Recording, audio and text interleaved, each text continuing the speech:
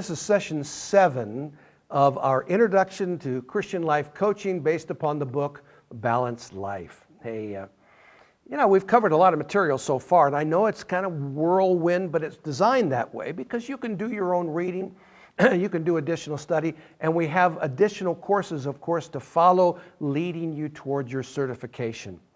And so really, it's now that you got some information and you want to really get down to it, how do you really work with a person?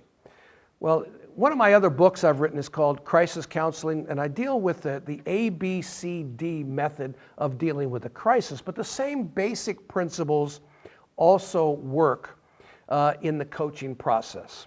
So when you're first meeting someone, the most important thing you can do is to achieve a relationship.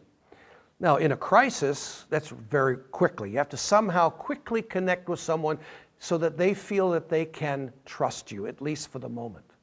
But ultimately, in coaching, you really do have to have sufficient relational skills to make people feel, especially nowadays, as though your office or wherever you're meeting at is a quote-unquote safe place. It's a comfortable place.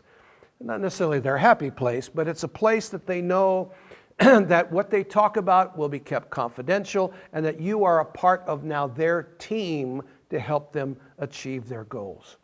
So again, it starts by a basic relationship. So that's where you don't want to be focused totally on the technical parts. We've got to do a profile first. We've got to do an application first. Yeah, those things need to be done.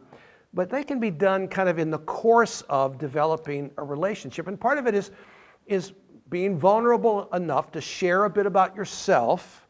But mainly it's learning, again, using that 2/3 listening, 1/3 talking, listening to them tell their story. Because the truth is, most people are primarily fascinated with themselves.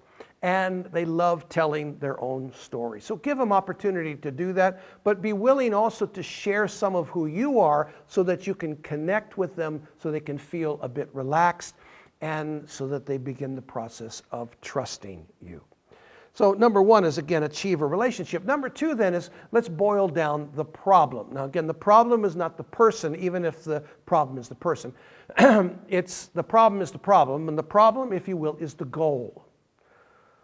So what is the goal? What are we after? So it maybe instead of, call it, boiling down the problem, it's really boiling down the purpose or the goal. What is it you want to accomplish? And the more specific you can be on that, the better. And again, how do you determine that? By asking questions. We'll talk more about that. And so number 1, again, achieve a relationship, boil down the problem. Then the third part is challenge them to make changes. Challenge them to the process. So in some ways, you're going to ask the question. You're going to pop the question. If I can get you this car in this color at this price range, are you ready to buy this car today? Well, in some ways, it's similar.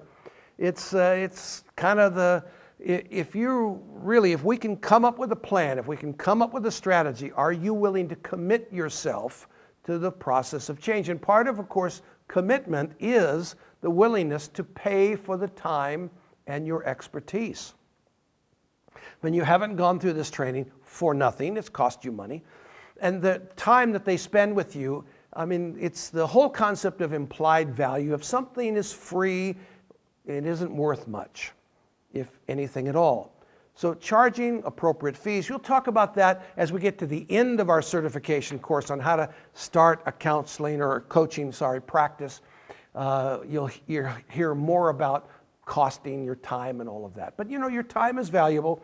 And so part of it is to get them to commit to a covenant, to an agreement that says, I'm willing to work with you toward these goals for the next few weeks at X amount of dollars in X amount of time. So you go from there. And then so part of that then, the next step is to create a strategic plan. What are we going to do? How are we going to go about doing that?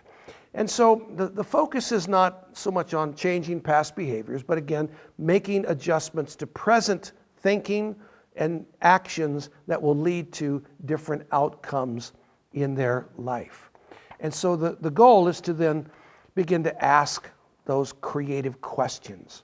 Some of that is is asking questions related to their strengths and their weaknesses. Everybody has them. We all have strengths and weaknesses.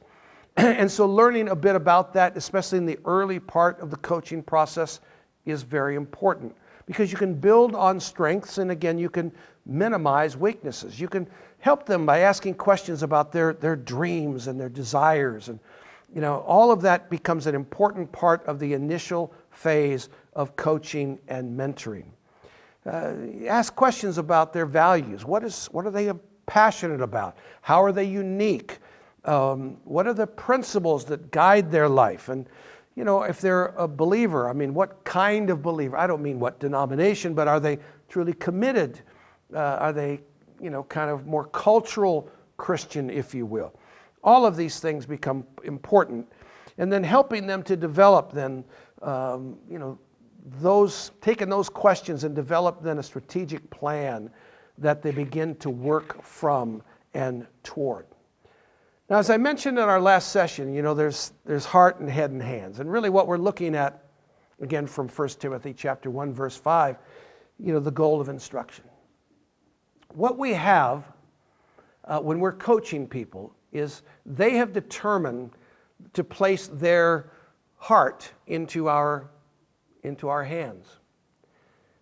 They've put their head, if you will, in our hands, and their hands in our hands. They're saying, by their very fact that they've covenanted with us, or contracted for the services we're going to provide, that I'm choosing to trust you, and that you are going to help me to achieve my goal. Now again, one of the things you must never do is guarantee them success, because everybody is different. And success means different things to different people. And so don't promise them. You can tell them testimonies of what has happened in the past with other people you've helped. That's okay. But you certainly can't guarantee their future, because ultimately they're not in your hands. They're in God's hands. They're God's people. And as a Christian life coach, your job is really ultimately to get them to draw closer to the Lord and His purposes. And so in many ways, it's a sacred trust. Now, through the rest of your certification course, you're going to hear from Bob Nolan, who is really a specialist in the disc profile and how to use it and how to minister with the disc profile to people. And I think you're going to be fascinated with that. Danny Womack has got a course on how to deal with executive coaching. And then I'll be coming back at the end talking about how to set up a healthy, positive coaching practice so that you can hopefully make a part-time or even full-time living at it and bless people. And then of course you're going to have to go through some coaching yourself. If you haven't experienced it, you're really not in a position to give it to others. But you'll hear more about that as you go through our program, Christian Life Coaching.